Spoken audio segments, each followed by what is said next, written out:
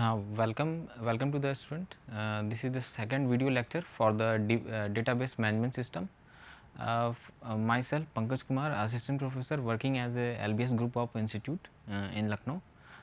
Today we are discussing about the next topic. The topic is, सबसे पहले हम यहाँ पे कवर करेंगे basic of the database model. Database model होता क्या है, उसके बाद टाइप्स ऑफ मॉडल के बारे में पढ़ना है, फिर लेवल ऑफ डेटाबेस के बारे में पढ़ना है. ठीक है. लास्ट वीडियो लेक्चर में हम लोगों ने पढ़ा था कि डेटाबेस का इंट्रोडक्शन क्या था. अब जो हम जो भी हमने फर्स्ट वीडियो में हम लोगों ने पढ़ाया उसको बेस बनाते हुए हम लोग आगे बढ़ेंगे अब आगे. ठीक है. तो फर्स्ट टॉपिक हम लोग स्टार्ट करते हैं, डेटाबेस मॉडल. डेटाबेस मॉडल आपको ये बताता है कि किस तरीके से आपको डेटाबेस का डिज़ाइनिंग करना होगा और उसका स्ट्रक्चर क्या होगा. डिज़ाइनिंग स्ट्रक्चर कहने का मतलब उसमें कौन कौन से फील्ड्स होंगे, है ना. तो उस डेटाबेस को रिप्रेजेंट करने के लिए हमारे पास बहुत टाइप्स ऑफ डेटाबेस मॉडल्स हैं हमारे पास. पहला है हमारे पास हायरार्किकल मॉडल, दूसरा है हमारे पास नेटवर्क मॉडल, थर्ड है हमारे पास एंटिटी रिलेशनशिप मॉडल और फोर्थ है हमारे पास रिलेशनल मॉडल. तो इन सब को हम लोग को एक वन बाय वन पढ़ना है डिटेल्स में. तो डेटाबेस मॉडल हमारे पास सिंपली ये बताता है कि डेटाबेस को हम लोग किस तरह से लॉजिकली उसे डिज़ाइन करेंगे और उसका स्ट्रक्चर क्या होगा. जैसे सपोज करिए एक बिल्डिंग बनता है, तो बिल्डिंग बनने से पहले उसका मैप को उसे पास करवाया जाता है. मैप जैसे ही पास होता है फिर एक्चुअली वो हमें फिजिकली दिखता है आखिर वो किस तरह से बन रहा है. ठीक है. तो उसी तरीके से यहाँ पे जो इस बात को बताया गया है कि लॉजिकली डिज़ाइनिंग मतलब पहले उसे डिज़ाइन कर लिया जाएगा. ठीक है. मैप पे फिर उसका स्ट्रक्चर एक बनाया जाएगा कि फर्स्ट फ्लोर पे क्या होगा, सेकंड फ्लोर पे क्या होगा. इस तरीके से हमें आगे बढ़ते जाना है. तो इसमें सबसे पहला मॉडल हम लोग का है हायरार्किकल मॉडल. हायरार्किकल मॉडल एक तरीके का ट्री का फॉर्म होता है. ट्री जैसे ट्री होता है, ट्री हमारा जो कन्वेंशनल ट्री होता है उसका रूट नीचे होता है. लेकिन यहाँ पे आपको सपोज करना है कि इसका जो ट्री है, इसका रूट जो है, इस ट्री का जो रूट है वो टॉप पे होगा. इसीलिए इस तरह के हायरार्किकल मॉडल में हम लोग डेटा को जो अरेंज करते हैं वो एक ट्री के फॉर्म में अरेंज करते हैं. कन्वेंशनल ट्री नहीं, ये एक कन्वेंशनल ट्री में तो रूट जो होता है हमेशा वो नीचे होता है, लेकिन यहाँ पे रूट क्या होगा, सबसे ऊपर होगा. जैसे कि यहाँ पे एग्जांपल में दिखाया गया कि एक कॉलेज है, उस कॉलेज को हमने ब्रेक किया तो यहाँ पे कॉलेज के अंदर क्या होगा, एक डिपार्टमेंट होगा और उसके अंदर एक इंफ्रास्ट्रक्चर होगा. फिर हमने इंफ्रास्ट्रक्चर को ब्रेक नहीं किया, यहाँ पे हमने डिपार्टमेंट को ही ब्रेक किया है. तो डिपार्टमेंट के अंदर कोर्स होंगे, उस डिपार्टमेंट के अंदर टीचर्स होंगे, स्टूडेंट्स होंगे. ठीक है. फिर यहाँ पे जो कोर्स है उस कोर्स को भी हमने फर्दर ब्रेक किया. थ्योरीज हैं, इसके अंदर लैब्स हैं. ठीक है. आप चाहे तो यहाँ टीचर को भी ब्रेक कर सकते हैं. किस तरह के टीचर होते हैं. सपोज़ करिए यहाँ पे कोई गेस्ट लेक्चर देने आ रहे हो, गेस्ट लेक्चर. दूसरा कोई विजिटिंग लेक्चर है, विजिटिंग.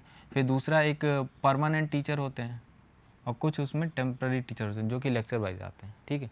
तो आप चाहें तो इन्हें ब्रेक करते जाएं. ये जब तक ये अपने ब्रेकेबल मोड पे ना आ जाए तब तक आप इसे ब्रेक कर सकते हैं. तो ये मतलब हायरार्किकल मॉडल में हम लोग सिंपली ये करते हैं कि जो हमारा डेटा है उसे हम लोग टॉप टू बॉटम सेव करते चले जाते हैं. सबसे पहले में स्टार्ट करते हैं वहाँ पे टॉप से. तो हायरार्किकल मॉडल सिंपल हमें ये बताता है कि जो हमारा डेटा जो अरेंज होगा वो हमेशा एक ट्री के फॉर्म में अरेंज होगा. तो यहाँ पे लिखा गया है कि in this model a child node. यहाँ पे आप देखेंगे कि ये जो कॉलेज है उसके बाद इसको फर्दर ब्रेक करके डिपार्टमेंट और इंफ्रास्ट्रक्चर में शो किया गया. यानी कॉलेज जो बनता है वो डिपार्टमेंट और इंफ्रास्ट्रक्चर से मिलके बना हुआ है. तो कॉलेज के नीचे ये जो लिखा गया डिपार्टमेंट और ये इंफ्रास्ट्रक्चर, ये कॉलेज के चाइल्ड हो गए. इसी बात को यहाँ पे बताया गया. Child node only have single parent. इस केस में केवल डिपार्टमेंट और इंफ्रास्ट्रक्चर के पेरेंट जो होंगे केवल एक ही हैं. उसी तरीके से जो कोर्स हैं, टीचर्स हैं, स्टूडेंट्स हैं, उनके पेरेंट केवल एक ही हैं, डिपार्टमेंट. तो यहाँ पे जो पेरेंट होंगे वो एक ही होंगे, सिंगल पेरेंट. और चाइल्ड यहाँ पे एक से ज़्यादा हो सकते हैं. Next topic network model, network model एक हमारा इस तरह का मॉडल है जो कि हायरार्किकल जो मॉडल है उसको एक्सटेंड करके बनाया गया। बस इसमें डिफरेंस क्या है कि यहाँ पे जो जो हमारा पेरेंट होगा, जो जो यहाँ पे हमारा इस तरह के मॉडल में हमारा जो डेटा को ऑर्गेनाइज किया जाएगा वो ग्राफ के फॉर्म में ऑर्गेनाइज किया जाए। जैसे ग्राफ कहने का मतलब ये है, ग्राफ कहने का मतलब सिंपल से ये है कि आप गूगल मैप पे जब आप सपोज करिए आप लखनऊ में रहते हैं और लखनऊ से आपको जाना है कानपुर, तो वो गूगल मैप पे जब आप सर्च करते हैं तो आपको जाने के बहुत सारे रास्ते बताता है। तो जाने के बहुत से रास्ते हैं लखनऊ से कानपुर, चाहे आप वो बाई रोड जाएं, चाहे वो बाई ट्रेन जाए, बाई प्लेन जाए, अगर वो अवेलेबल है बाई सी जाएं, तो बहुत सारे रास्ते हैं। तो उस जब भी हम लोग के पास एक से ज़्यादा रास्ते आते हैं, वेज आते हैं, तो हम लोग वहाँ पे ग्राफ से उसे रिप्रेजेंट करते हैं। तो ये नेटवर्क मॉडल में हम लोग इस तरीके से रिप्रेजेंट करते हैं। यहाँ पे नेटवर्क मॉडल और हायरार्किकल मॉडल में एक डिफरेंस और भी आपको देखने को मिलेगा कि यहाँ पे एक से ज़्यादा पेरेंट हो सकते हैं। यहाँ पे एक चाइल्ड के एक से ज़्यादा पेरेंट हो सकते हैं, लेकिन वहाँ पे जो हम लोगों ने हायरार्किकल मॉडल में पढ़ा था वहाँ पे केवल एक ही पेरेंट होता है। बस ये दोनों में डिफरेंस है। So the next topic is entity relationship model. Entity मतलब कि एक ऐसा एंटिटी जो कि रियल वर्ल्ड में एग्जिस्ट करता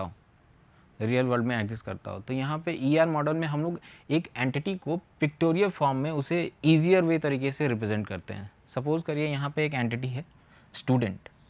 स्टूडेंट के पास क्या क्या होता है? स्टूडेंट के पास उसका नेम होता है,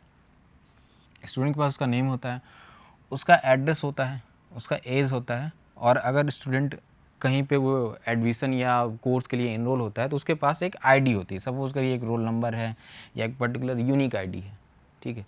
तो इस तरीके से अब इस नेम को भी आगे फर्दर ब्रेक किया जा सकता है।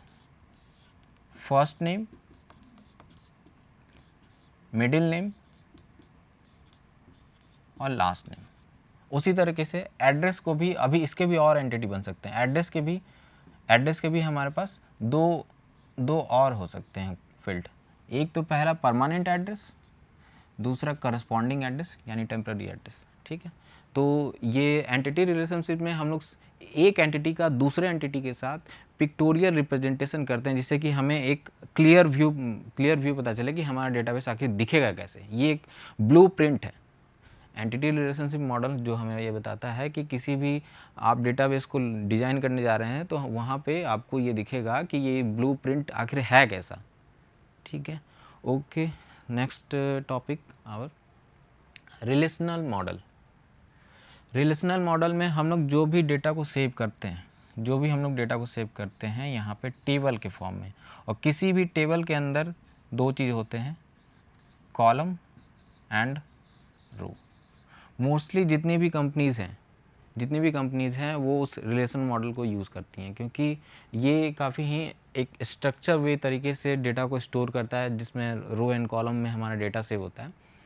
तो यहाँ पे यही बताया गया, इन दिस मॉडल डेटा यहाँ पे ऑर्गेनाइज किया जाता है टू डायमेंशनल मतलब row and column. Two dimensional का मतलब यहाँ पे रो एंड कॉलम। जैसे कि सपोज करिए यहाँ पे एक टेबल है, इस टेबल को आप मान लीजिए स्टूडेंट 1 का ये टेबल है, स्टूडेंट 1 नाम का एक टेबल है, दूसरा ये स्टूडेंट 2 नाम का टेबल है, ठीक है। तो यहाँ पे देखेंगे कि दोनों में एक कॉमन फील्ड मिलेगा, तभी तो ये दोनों एक दूसरे से लिंक करेंगे, यानी कि रिलेशन तभी हम दिखा सकते हैं। सपोज करिए कि एक स्टूडेंट है और दूसरा एक कोर्स है। स्टूडेंट और कोर्स के बीच एक स्टूडेंट है और एक यहाँ पे फैकल्टी है। तो स्टूडेंट और फैकल्टी के बीच में जो रिलेशन है वो रिलेशन क्या है? कोर्स से रिलेटेड रिलेशन है। स्टूडेंट कहीं पे अगर वो कोर्स को इनरोल करने गया है तो वो कोर्स से इनरोल हुआ है उस कॉलेज में, तो और फैकल्टी भी जो है वहाँ पे जो अगर वो पढ़ाने के लिए आएंगे तो वो पर्टिकुलर कोर्स से ही इनरोल होंगे। तो दोनों का रिलेशन किससे है? उस कोर्स से रिलेशन है। इसीलिए दोनों के बीच में एक कॉमन एंटिटी जरूर होना चाहिए, कॉमन फील्ड जरूर होना चाहिए, तभी वो मर्ज हो पाते हैं, तभी उनके बीच में एक रिलेशन दिखता है। तो यही हमारा बताता है रिलेशनल मॉडल। तो इसी तरीके से देखिए इस वाले टेबल में जो हमारे पास स्टूडेंट आईडी है, यहाँ पे भी स्टूडेंट आईडी है, स्टूडेंट आईडी हम लोगों ने इसलिए यहाँ पे लिया क्योंकि ये एक यूनिक आइडेंटिटी की तरह वर्क कर रहा है। हो सकता है किसी एक स्टूडेंट का नाम दो स्टूडेंट का नाम एक ही जैसा हो, इसलिए हम लोगों ने यहाँ पे स्टूडेंट आईडी को एक यूनिक आईडी की तरह यहाँ पे ट्रीट किया है। ठीक है, तो so next topic, schema and instance. Schema में क्या होता है कि जब भी हम किसी भी डेटाबेस का हम लोग एक फुल डिस्क्रिप्शन देना पड़ता है, यानी कि हम लोग ने डेटाबेस को जो भी उसमें जो भी रो कॉलम या उसमें लिमिटेशन जो भी बताया गया होगा, तो ये स्कीमा हमें बताता है। स्कीमा हमें बताता है डेटाबेस का फुल डिस्क्रिप्शन, यानी कि जब भी आप एक कोई सपोज करिए बिल्डिंग बनाने जा रहे हैं, तो सबसे पहले आपको मैप बनाना पड़ता है कि फर्स्ट फ्लोर पे आप क्या करने जा रहे हैं, सेकंड फ्लोर पे आप किस तरह का स्ट्रक्चर रहेगा आपका। फिर तो वो क्या है, एक हमारा स्कीमा है। स्कीमा हमें ये बताता है कि ओवरऑल डिस्क्रिप्शन क्या रहेगा हमारे डेटाबेस का, और वहाँ पे डेटा किस तरह से स्टोर्ड किए जाएंगे। तो स्कीमा जो होता है पूरे डेटाबेस को पूरे डेटाबेस के डिस्क्रिप्शन को रिप्रेजेंट करता है कि हमारा स्कीमा आखिर हमारा डेटाबेस किस तरीके से डिज़ाइन किया गया है, और वहाँ पे डेटा किस तरीके से स्टोर होगा। इंस्टेंस में जो इंस्टेंस कहने का मतलब जो हमारे डेटा एंड इंफॉर्मेशन का जो कलेक्शन है, उसे हम लोग क्या बोलते हैं, इंस्टेंस। किसी पर्टिकुलर इंस्टेंस पे सपोज करिए फ्लिपकार्ट अमेजन जो साइट है, उस पर 1-2 लोग तो रजिस्टर नहीं होते हैं डेली, तो एक पर्टिकुलर सेकंड पे वो जो पर्टिकुलर टाइम है उस पे जो डेटा स्टोर किया गया उस इंस्टेंस को उस टाइम को हम लोग क्या बोलते हैं, इंस्टेंस ऑफ द डेटाबेस। तो इंस्टेंस के बारे में यहाँ पर लिखा है कि the data which is stored in the database at a particular time moment of is called instance of the database. Instance simply कहने का मतलब कलेक्शन है डेटा और इन्फॉर्मेशन का किसी एक पर्टिकुलर टाइम पे। ठीक है,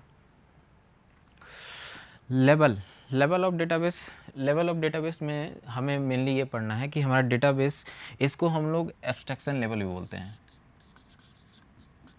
इसे हम लोग एब्स्ट्रैक्शन लेवल ऑफ डेटाबेस भी बोलते हैं।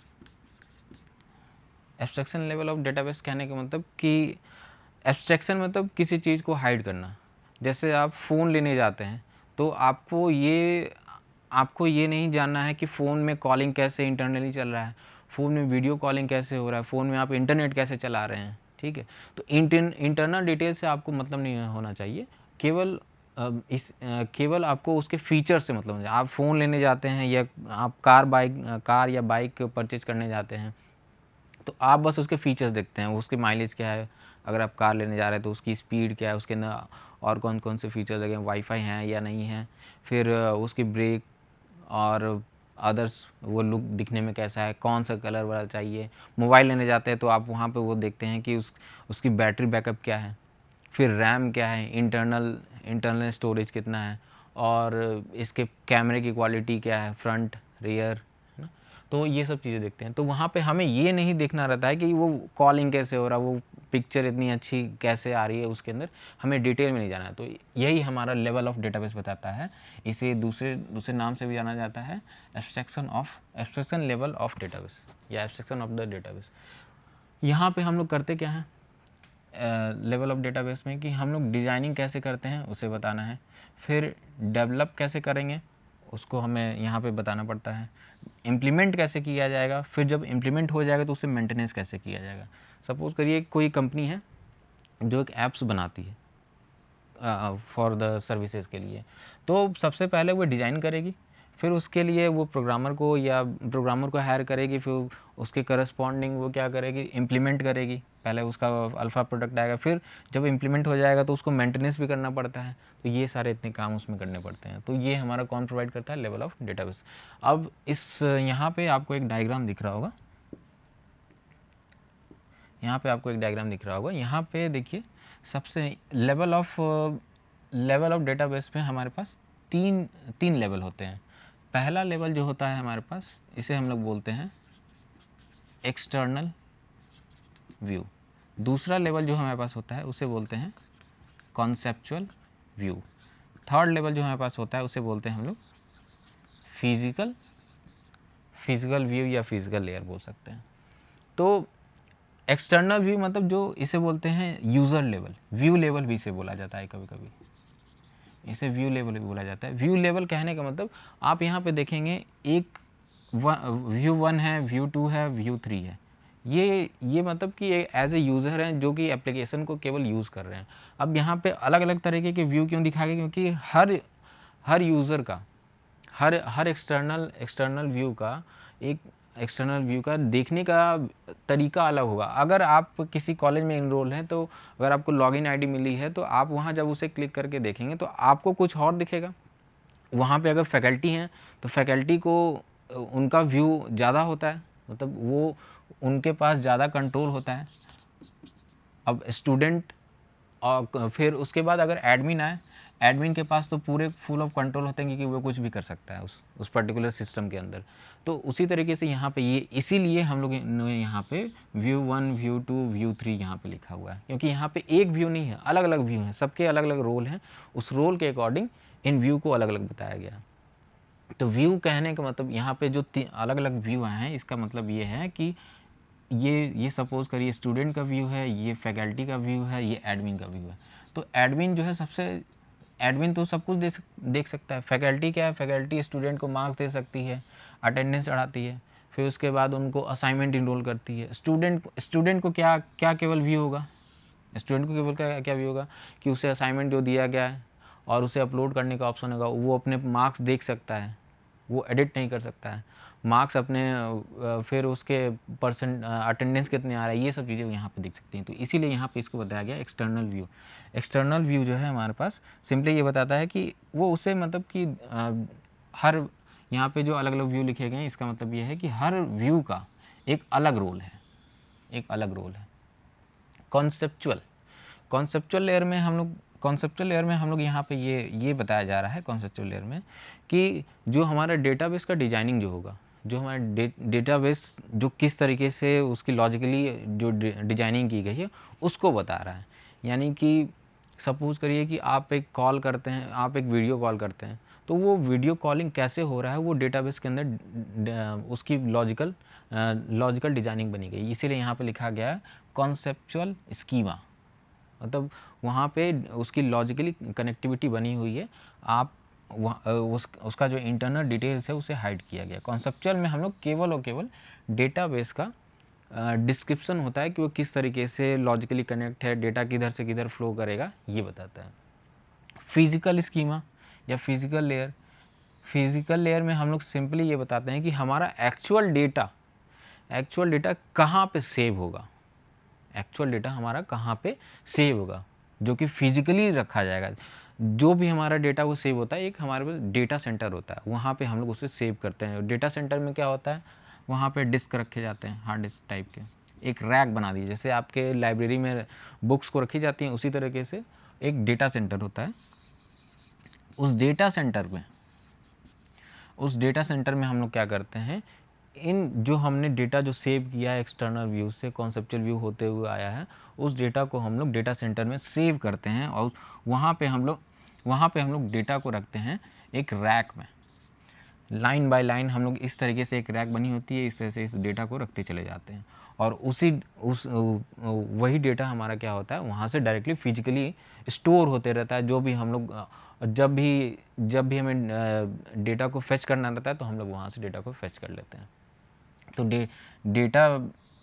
डेटा का जो फिजिकली स्टोर होता है वो कहाँ पे होता है, वो एक डेटाबेस सेंटर पे होता है।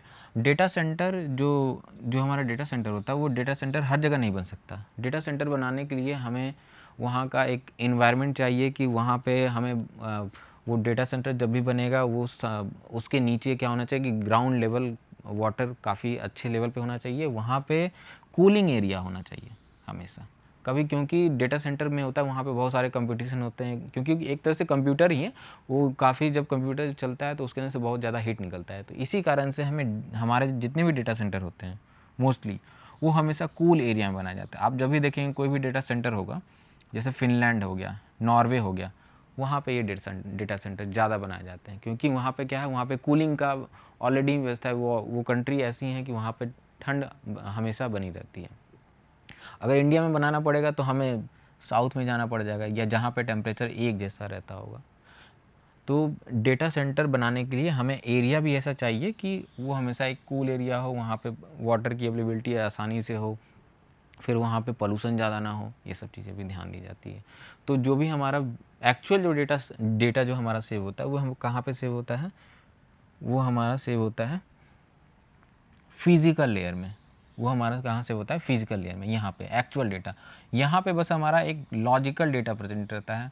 और ये जो हमारा एक्सटर्नल व्यू है, ये क्या है व्यू, एक जो यूज़र को एक इंटरफेस दिया गया है जो यूज़ करता है। जैसे आप स्विगी जोमेटो से आप ऑर्डर करते हैं तो एक इंटरफेस आपके पास है कि आप वहाँ से मेनू सेलेक्ट करिए और उसके बाद ऑर्डर करिए, पेमेंट करिए, ठीक है। बस आपको इतना ही व्यू दिया जाता है, ठीक है।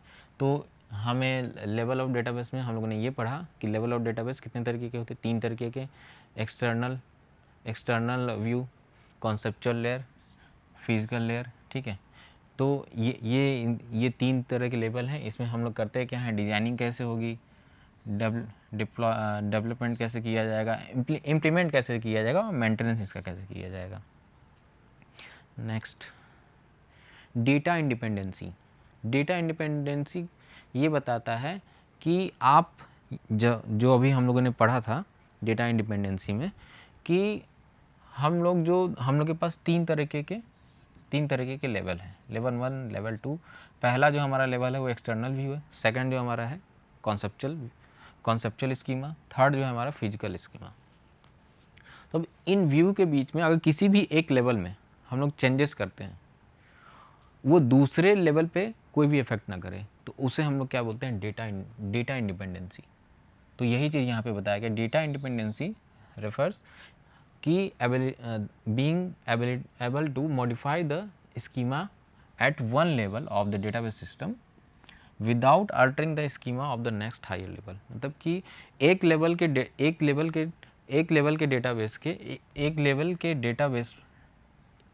जो डेटाबेस है हमारे पास, उस लेवल के अगर स्कीमा को अगर हम लोग चेंज करते हैं तो दूसरे जो हायर लेवल के स्कीमा है उस पर कोई अफेक्ट नहीं आना चाहिए। तो हमें यहाँ पे 2 तरह के डेटा इंडिपेंडेंसी के बारे में पढ़ना है। पहला हमारे पास फिजिकल डेटा इंडिपेंडेंसी।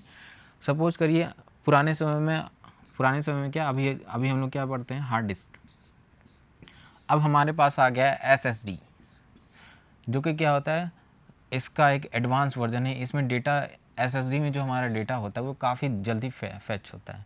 तो अब सपोज करिए एक फ्लिपकार्ट कंपनी है, वो अपने डेटा सेंटर को यानी कि जहाँ पे वो डेटा सेव कर रही है उस डेटा सेंटर को हटा के दूसरे जगह पर रख दे, तो उस केस में कॉन्सेप्चुअल व्यू और एक्सटर्नल व्यू दोनों में कोई चेंजेस नहीं आने चाहिए। ये बताता है कौन, फिजिकल इंडिपेंडेंसी।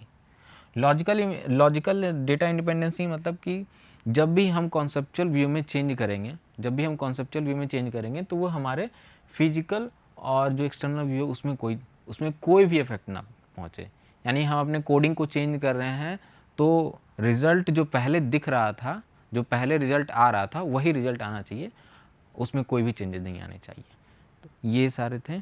उसके बाद हमारे पास इन्हीं चीज़ों को डिस्कस किया गया है कि फिजिकल डेटा इंडिपेंडेंसी मतलब means changing the physical level without affecting the logical और conceptual level using the property. मतलब यहाँ पे यही बताया गया कि फिजिकल डेटा इंडिपेंडेंसी में हम लोग फिजिकल लेवल को चेंज कर देंगे। यानी सपोज करिए आपने वहाँ पे हार्ड डिस्क में डेटा को सेव कर रहे थे, आने वाले दिनों में SSD को अब इम्प्लीमेंट किया जाएगा, तो अब SSD को इम्प्लीमेंट करेंगे तो हमारा डेटा में कोई भी अल्ट्रेशन नहीं होना चाहिए और दूसरे लेवल में भी कोई भी चेंजेस नहीं होना चाहिए। ये हमारा क्या बता रहा है, फिजिकल डेटा इंडिपेंडेंसी बता रहा है। और फिर ये जो हमारा सेकंड है लॉजिकल डेटा इंडिपेंडेंसी में यही बताया गया है कि लॉजिकली हम लोग कोई भी आउटपुट वही आना चाहिए, लेकिन हमने थोड़ा सा कोडिंग को चेंज कर दिया। यानी लॉजिकली हमने जो डेटा का फ्लो था वो चेंज कर दिया, लेकिन अभी भी आउटपुट वही आ रहा है, पूरे स्कीमा में कहीं पे भी चेंजेस नहीं हुए। तो ये हमारा क्या है, लॉजिकल डेटा इंडिपेंडेंसी। और इन सब का फ़ायदा ये है कि हम लोग डिपेंडेंसी कम रखना चाहते हैं। अब सपोज़ करिए एक हमने बिल्डिंग बनाया, उसके जो बेस है उसके बेस में अगर हम कुछ भी चेंजेस करेंगे तो पूरे बिल्डिंग पे इफेक्ट आएगा। तो इस तरीके का हम लोग सॉफ्टवेयर डेटाबेस में नहीं कर सकते हैं कि हमें एक लेवल पे चेंज किया तो दूसरे लेवल पे भी उसका इफेक्ट दिख रहा है, तो उससे हमें इंडिपेंडेंसी रखना है। तो इसलिए हम लोग को ये फिजिकल डेटा इंडिपेंडेंसी और लॉजिकल डेटा इंडिपेंडेंसी बनाए रखना पड़ता है। और ये रेफरेंसेस हैं और थैंक यू।